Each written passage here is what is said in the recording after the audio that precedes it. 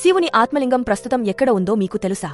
త్రేతాయుగంలో లంకాధిపతి రావణుడు తన తల్లి కోరికను నెరవేర్చేందుకు శివుని ఆత్మలింగాన్ని పొందడం కోసం కఠిన తపస్సు చేశాడు. శివుడు రావణుడి తపస్సుకి తృప్తి చెందుతూ ఆత్మలింగాన్ని అతనికి అందించాడు. అయితే ఒక షరతును పెట్టాడు శివుడు. ఈ ఆత్మలింగాన్ని భూమిపై ఉంచరాదు, ఒకసారి భూమిపై ఉంచితే అది అక్కడే స్థిరంగా ఉండిపోతుంది. దీనివల్ల రావణుడి శక్తి అధికమవుతుందని భయపడిన దేవతలు విష్ణువుని వద్ద సహాయం కోరారు.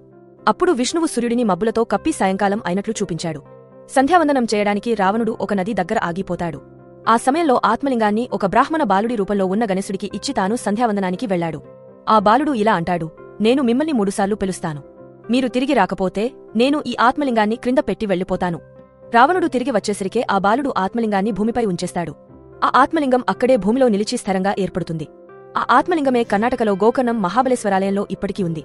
ఇది శివుని శాశ్వత శక్తికి ప్రతీకగా భావించబడుతుంది. వీడియో నచ్చినట్లయితే లైక్ చేయండి. ఇలాంటి వీడియోస్ కోసం మన ఛానల్ని సబ్స్క్రైబ్ చేసుకోండి.